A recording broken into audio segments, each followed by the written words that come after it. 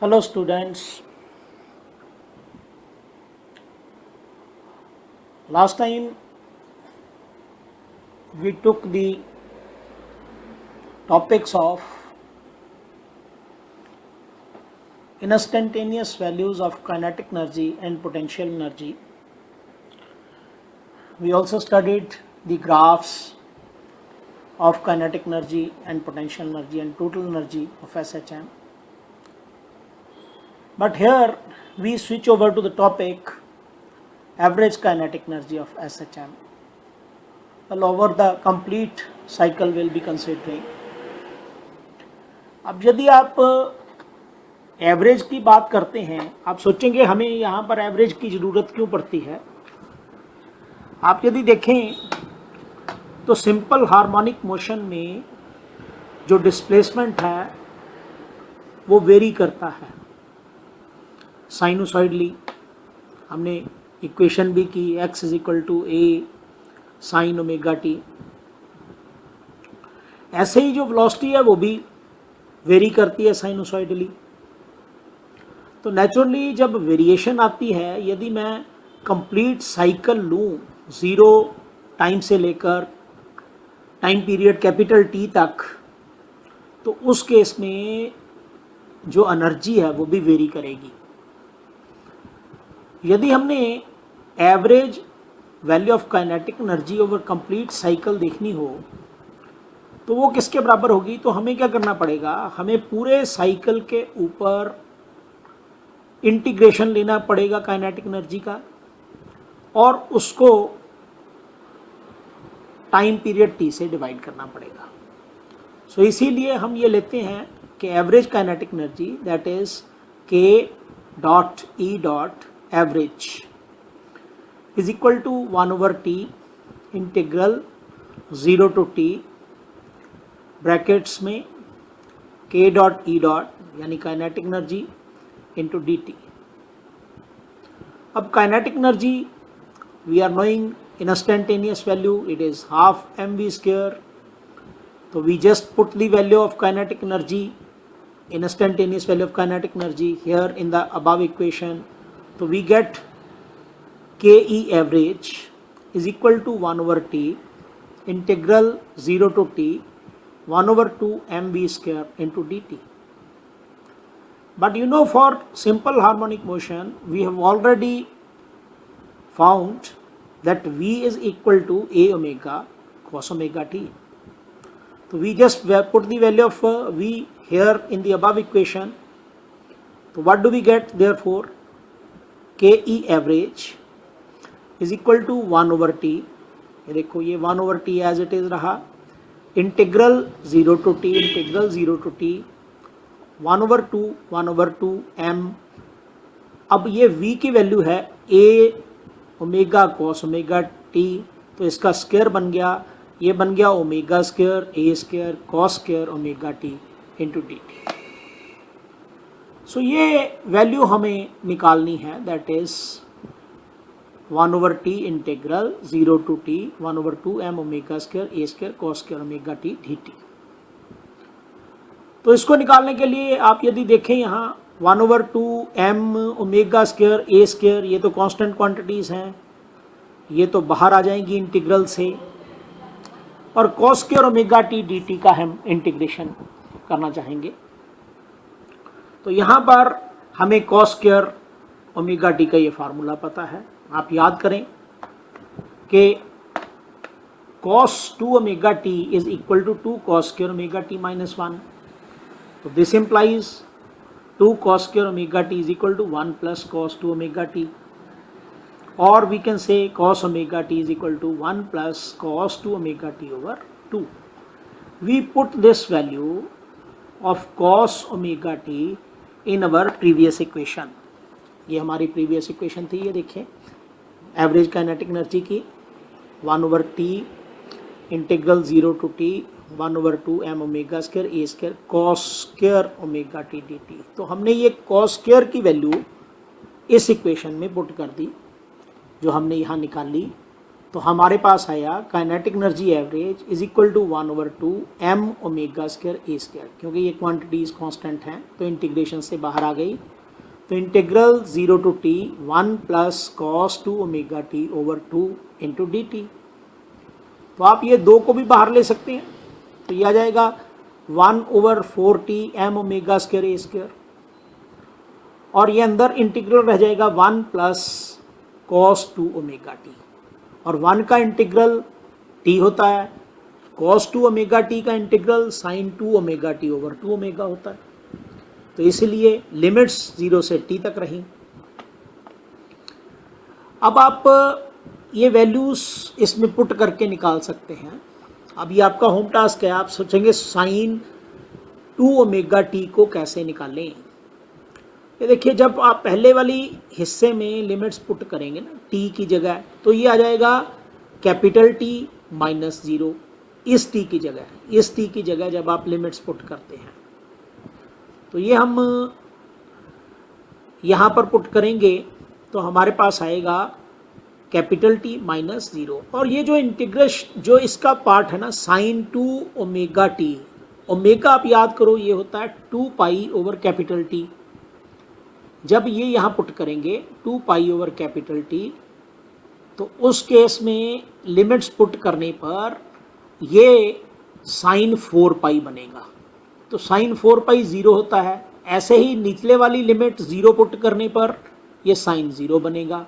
तो साइन 0 भी 0 होता है, साइन 4 पाई भी 0 होता है, इसलिए ये वाली जो टर्म है ना इसका उत्तर 0 आ जाएगा, और इस वाली टर्म यानी स्मॉल t वाली टर्म का उत्तर आएगा कैपिटल T माइनस 0। इंटीग्रेशन हमारी कंप्लीट हो जाएगी इससे। तो देयरफॉर हमारे पास kinetic energy average is equal to 1/4t m omega square A square, और जो इसका हिस्से का सोल्यूशन आया वो है कैपिटल T। अब ये t और ये t आपस में कैंसिल हो गए, तो therefore average kinetic energy that is K E average is equal to m omega square A square over 4। तो जो हमारी एवरेज काइनेटिक एनर्जी होती है, आप यदि देखें तो ये 1/4 m omega square A square over 4 है। और यहाँ पर मैं आपको एक चीज़ और बता दूँ कि जो हमारी टोटल एनर्जी होती है वो होती है half m omega square A square. तो यदि ये देखेंगे तो आपको पता चलेगा ये उसका भी आधा है, यानी 1/4 of m omega square A square is equal to half of total energy. तो इसका मतलब जो kinetic energy average kinetic energy है वो सारी काइनेटिक एनर्जी की आधी होती है, एवरेज काइनेटिक एनर्जी। अब इसी ढंग से हम बढ़ते हैं further average potential energy of SHM निकालने के लिए। तो average potential energy of SHM over complete cycle, तो बिल्कुल वैसे ही जैसे हम एवरेज काइनेटिक एनर्जी एक साइकिल में निकालना चाहते थे तो हमें total kinetic energy divided by time period करना पड़ता था, वैसे ही पोटेंशियल एनर्जी के लिए भी हम ऐसे ही फार्मूला यूज़ करेंगे। तो average potential energy is equal to 1/t integral 0 to t instantaneous value of potential energy multiplied by dt। तो ये जो इंटीग्रेशन है ये हमें बताएगा कि पूरे ये जो integration 0 to t p dot E dot D T लिखा हुआ है ये हमें बताता है कि टोटल एनर्जी पोटेंशियल एनर्जी कितनी है। और जब हम 1/t कह देते हैं तो हम कहेंगे कि एवरेज कितनी है। तो अब पोटेंशियल एनर्जी, अब आप याद करो पोटेंशियल एनर्जी तो होती थी half m omega square X square, तो हमने ये पोटेंशियल एनर्जी की वैल्यू यहाँ पुट कर दी। तो हमारे पास एवरेज पोटेंशियल एनर्जी कितनी आ गई। Average potential energy P E average is equal to 1/t integral from 0 to t 1/2 m omega square X square into D T. पर आप याद करो जो x है, x तो a साइन ओमेगा टी के बराबर हम लेते थे, क्योंकि ये तो इंस्टेंटेनियस वैल्यू देता था डिस्प्लेसमेंट की।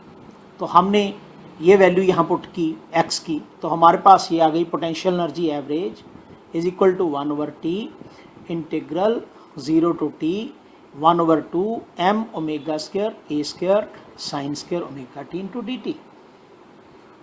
अब ये 1/2m omega square a square ये सारी कांस्टेंट हैं quantities, they can be brought out of the integration sine. So therefore we get potential energy average, average potential energy PE average is equal to 1/2m omega square a square multiplied by integral 0 to t sine square omega t। अब यहाँ भी हमें sign square omega t नहीं पता, तो इसको calculate करना है इस इंटीग्रल को, तो हमें साइन स्क्वायर का फार्मूला कॉस के टर्म्स में निकाल के लगाना पड़ेगा। तो हम इस ढंग से फिर प्रोसीड करते हैं। अब देखिए हम कह सकते हैं कि cos 2 omega t is equal to 1 minus 2 sine square omega t from our mathematical relations. यदि यहाँ से देखें this implies 2 sine square omega t is equal to 1 minus cos 2 omega t और sine omega t is equal to 1 minus cos 2 omega t। यहाँ square miss हो गया, ये sine square omega t है, तो sine square omega t is equal to 1 minus cos 2 omega t over omega. तो इसीलिए हमने ये पिछले टॉपिक में पुट कर दिया। तो यहाँ पर साइन स्क्वायर ओमेगा टी, ये नोट करें कि ये जो लिखा हुआ है sign omega T, this is not sine omega T, this is sine square omega T. तो ये साइन स्क्वायर ओमेगा टी की ये वैल्यू हमने पिछले वाले रिलेशन में पुट की इस वाले में, तो हमारे पास ये चीज़ तो ऐसे ही रही, बाकी यहाँ पर वैल्यू पुट हो जाएगी। तो हमने पाया PE average is equal to 1/2t into m omega square a square into integral 0 to t फिर 1 minus cos 2 omega t over 2 into D T. अब ये 2 बाहर आ सकता है और यदि हम इंटीग्रेशन करके देखें तो हमारे पास आएगा PE average is equal to 1/4t, ये 2 बाहर आके मल्टीप्लाई हो गया 1/4t into m omega square a square bracket starts t minus sine 2 omega t over 2 omega with in limits from 0 to t, क्योंकि 1 का इंटीग्रेशन 1 इंटू डी टी का integration t बनेगा और cos 2 ओमेगा t का integration हमारे पास होता है sine 2 omega t over 2 omega. अब इसमें भी ये जो ओमेगा ऊपर आया, यहाँ मैंने कर्सर रखा अपना, इसमें यदि आप ओमेगा की value 2 pi over capital T put कर दें, ये कैप यहाँ पर 2 pi over capital T put कर दें, तो उसके बाद जब इस T को पुट करेंगे, पहले तो इस T में इस T की वैल्यू आएगी, ये आएगी कैपिटल T और यहाँ ये वाली वैल्यू आएगी T माइनस 0 और इसमें पुट करेंगे तो ये आएगा sine 2 into 2 pi over capital T into capital T, तो ये बनेगा साइन 4 पाई। और जब ये 0 वाली पुट करेंगे तो ये बनेगा साइन 0, तो साइन 4 पाई भी 0 होता है और साइन ये 0 भी 0 होता है। तो इसीलिए हमारे पास जो नेट रिजल्ट आएगा वो potential energy average will come out to be equal to 1/4t into m omega square a square into t। तो ये t और ये t कैंसिल हो गए, again we get potential energy average is equal to m omega square a square over 4। तो आप यहाँ भी आप यही पाएंगे कि जो हमारी एवरेज पोटेंशियल एनर्जी है ये भी टोटल एनर्जी का आधा है, क्योंकि टोटल एनर्जी होती थी half m omega square a square, तो ये है 1/4 यानी half of the total energy. तो इसका मतलब है कि एवरेज साइकिल के ऊपर जब आप एनर्जी की बात करते हैं तो आधी एनर्जी पोटेंशियल एनर्जी होती है और आधी एनर्जी काइनेटिक एनर्जी होती है on the average. So that is what we were interested to explain about the average kinetic energy and average potential energy.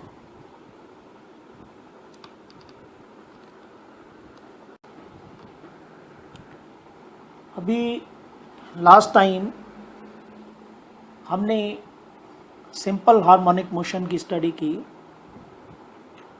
पर अभी तक we were mainly concerned with mechanical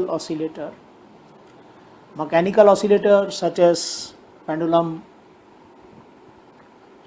और स्प्रिंग सिस्टम, जिसमें हमने horizontal spring की vibrations की बात की थी। और क्वेश्चन अराइज होता है कि क्या सिंपल हार्मोनिक मोशन सिर्फ मैकेनिकल केसेस में ही होता है? The answer to it is no. Simple harmonic motion can take place in electrical systems as well. तो यहाँ पर हम इसी से ये शुरुआत कर रहे हैं। हम simple harmonic oscillations in an electrical system study करना चाहते हैं। तो जैसे यहाँ आप स्क्रीन के ऊपर देख रहे हैं, हमारे पास एक सर्किट है। ये सर्किट, इस सर्किट में ये कैपेसिटर लगा है और इसमें एक इंडक्टर लगा है। ये इंडक्टर और कैपेसिटर आपस में कनेक्टेड हैं और कैपेसिटर के अक्रॉस हमने एक सेल लगाया हुआ है। ये पॉजिटिव टर्मिनल है, नीचे नेगेटिव टर्मिनल है सेल का, और साथ में एक टैपिंग की लगाई है। अब जैसे ही हम इस टैपिंग की को टच करते हैं तो क्या होता है कि ये जो कैपेसिटर है, capacitor C, it starts charging और कुछ देर में इट गेट्स फुली चार्ज्ड।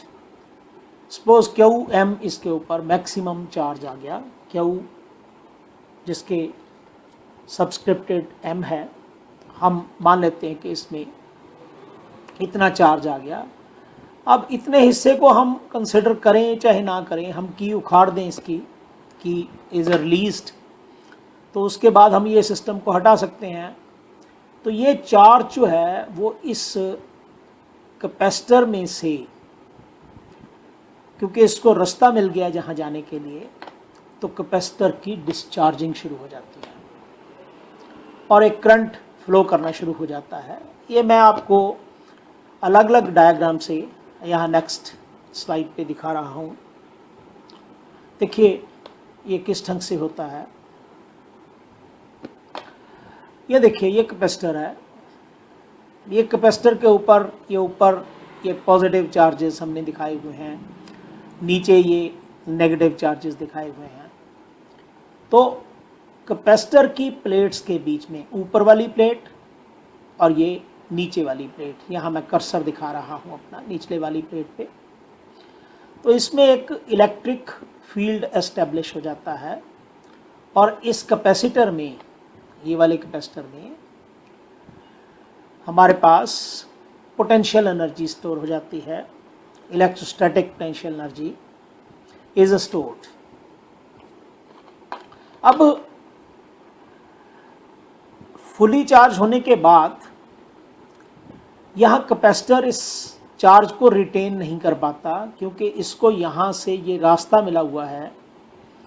तो ये कैपेसिटर डिस्चार्ज होना शुरू हो जाता है और जब ये डिस्चार्ज होता है तो इस सर्किट में करंट फ्लो शुरू हो जाता है। ये हमने आपको यहाँ पे फिगर बी में दिखाया हुआ है। यहाँ से आप देखेंगे कि positive plate of the capacitor से ये करंट का फ्लो आई शुरू हो गया। ये यहाँ से होता हुआ यहाँ जाएगा, पर करंट एकदम से मैक्सिमम नहीं हो सकता, क्योंकि यहाँ जो हमारा इंडक्टर है, इंडक्टर में इंड्यूस्ड EMF पैदा हो जाती है और वो इसको अपोज करता है, तो इसलिए करंट धीरे धीरे बढ़ता है इसमें।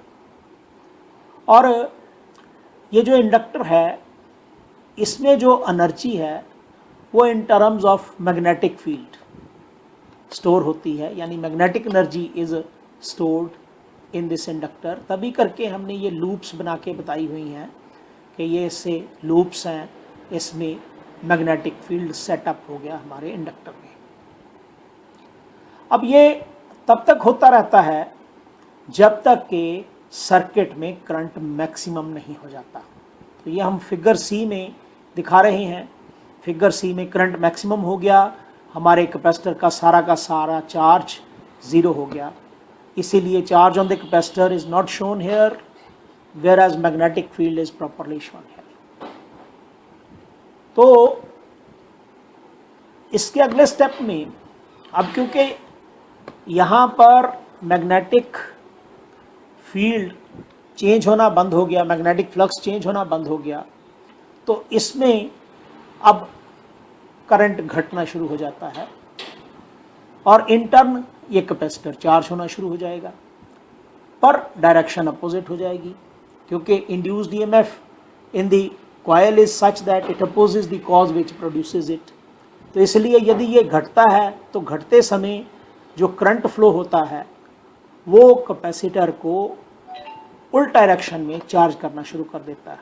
तो हमारे पास ये निचले वाला पॉजिटिव चार्ज आ गया और ऊपर प्लेट के ऊपर नेगेटिव चार्ज आ गया, ये मैग्नेटिक फील्ड कम होना शुरू हो गया और कुछ देर बाद ये सारा का सारा मैग्नेटिक फील्ड फिर ज़ीरो हो जाता है, करंट सर्किट में ज़ीरो हो जाता है और सारा का सारा चार्ज ये क्यू मैक्सिमम क्यू एम मैंने बनाया हुआ यहाँ पे, ये फिर इस कैपेसिटर के ऊपर स्टोर हो जाता है।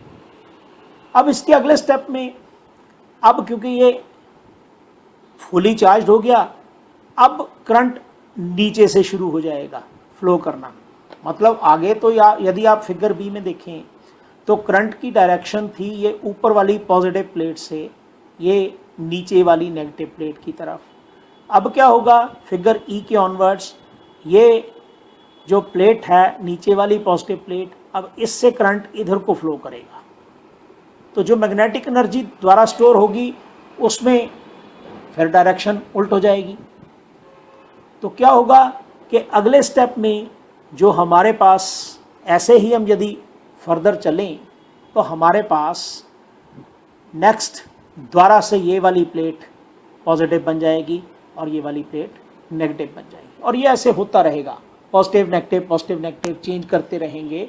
कभी इस कैपेसिटर के पास इलेक्ट्रोस्टैटिक एनर्जी आ जाएगी और कुछ देर बाद ये सारी की सारी मैग्नेटिक एनर्जी में चेंज हो जाएगी और उसके बाद ये फिर इलेक्ट्रोस्टैटिक एनर्जी में बदल जाएगी, ये फिर मैग्नेटिक एनर्जी। तो ये इस ढंग से चेंज हो रहा है। आप यहाँ देख रहे हैं कि यदि मैं कैपेसिटर की बात करूँ तो कैपेसिटर के ऊपर पहले मैक्सिमम चार्ज था, फिर ये चार्ज कम हो गया, ये थोड़ा कम होके क्यू रह गया, फिर आप देखेंगे इस चार्ज की डायरेक्शन उल्ट हो गई और ये उल्ट डायरेक्शन में चार्ज मैक्सिमम हो गया।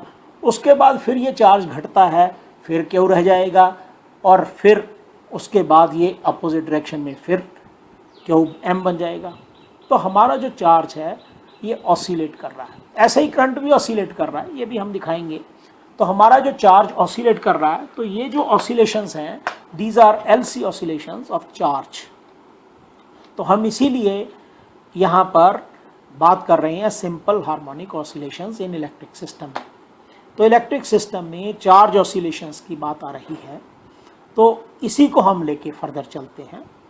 तो मान लो कि हमारे पास ये डायग्राम फिर से हम कंसिडर कर रहे हैं कि इसमें सपोज करो कि क्यू चार्ज है कैपेसिटर के ऊपर किसी भी टाइम के ऊपर। तो इसके ऊपर जब किसी भी टाइम के ऊपर जब आपने यहाँ पर बैटरी हटा दी हुई है और एलसी ऑसिलेशंस चल रही हैं, इसमें हो रही हैं, LC oscillations are taking place, तो चार्ज ऑसिलेट कर रहा है। किसी भी टाइम पे यहाँ पर क्यू चार्ज है, सर्किट में आई करंट है, तो उस केस में यदि मैं इस कैपेसिटर के ऊपर पोटेंशियल डिफरेंस देखूंगा, वोल्टेज अक्रॉस द कैपेसिटर, तो वो होगा V equal to Q over C, where C is the capacitance of the capacitor. अब द कैपेसिटर स्टार्ट्स डिस्चार्जिंग में पहले बताया, यदि शुरुआत में चार्ज मैक्सिमम होता है उसके बाद ये चार्ज घटना शुरू हो जाएगा क्योंकि हमने की हटा दी हुई है। तो उस केस में किसी भी टाइम पे आई करंट होगा, तो नेचुरली है यदि आई करंट होता है तो I will be equal to D Q upon D T, ये हमने नीचे बताया हुआ है, I is equal to D Q upon D T. तो ये दोनों अब नेचुरली है, हमने कोई पोटेंशियल सोर्स तो दिया ही नहीं है अब, क्योंकि हमने बैटरी हटा ली है, there is no source of potential difference across the circuit. तो उस केस में जो नेट पोटेंशियल डिफरेंस होगा वो नेचुरली है, वो ज़ीरो होगा। हम इसी चीज़ को आगे लेकर चलेंगे। तो अब यहाँ देखें तो at any instant the voltage across the inductor is given by V is equal to minus L D I over D T, यानी कि minus L D two Q over D T square. ये है potential difference across the inductor. अब minus sign क्यों होता है, आपको पहले ही पता है कि हमारे पास जो इंड्यूस्ड ईएमएफ होती है, it opposes the cause which produces it according to Lenz's law. So therefore minus sign is indicative of the fact that voltage developed across the inductor opposes the increase of current. अब यहाँ पर क्योंकि इस circuit में Kirchhoff law के according कोई और potential source है नहीं है, तो ये जो वोल्टेज पैदा हुई इंड्यूस्ड ईएमएफ, ये बराबर होनी चाहिए potential difference across the capacitor के। तो पोटेंशियल जो डिफरेंस अक्रॉस द कैपेसिटर है वो हमने पहले निकाला, that is Q over C.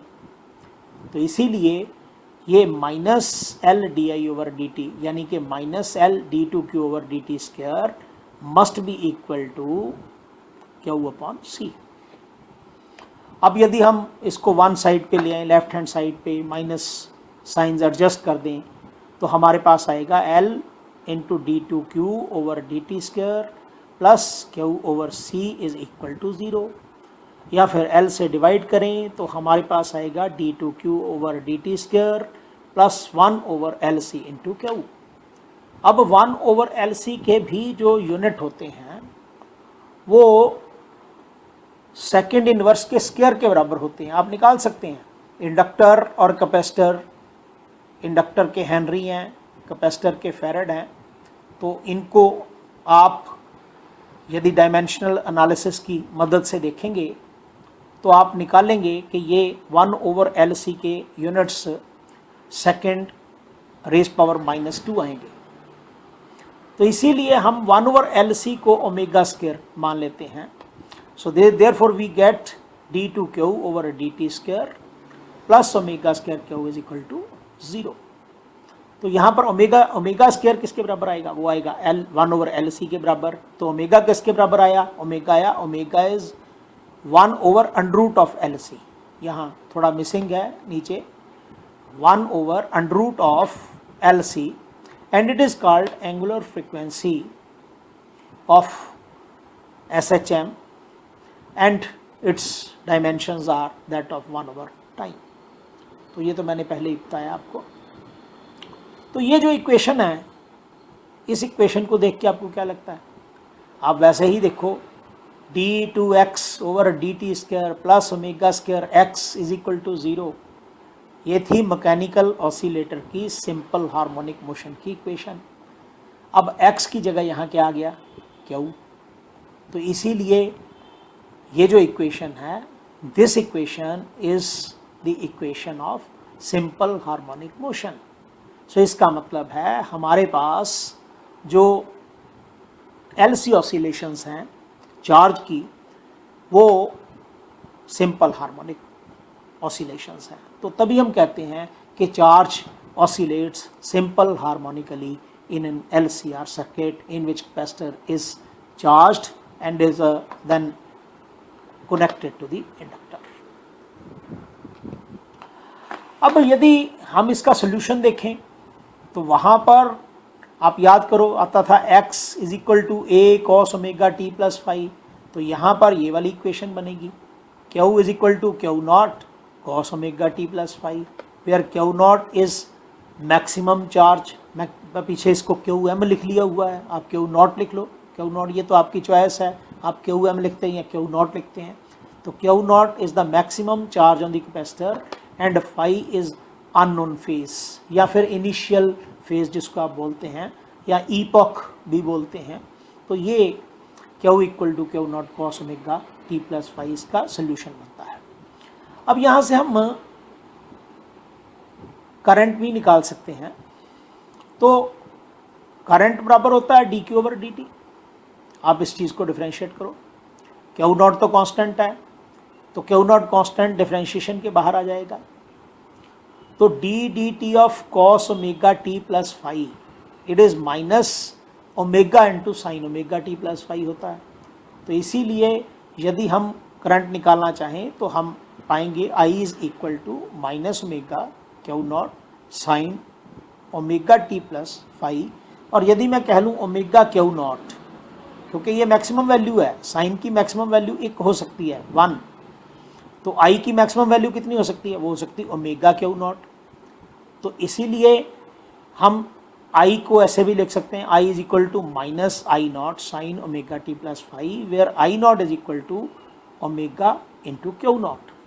तो इसका मतलब करंट, यदि ये इक्वेशन देखें I equal to I naught sine omega T plus five, तो ये भी तो सिंपल हार्मोनिक मोशन की इक्वेशन ही है। तो यहाँ से हम ये पाते हैं कि जो हमारे पास चार्ज है या करंट है, चार्ज और current both oscillate simple harmonically in an LC circuit with an angular frequency omega.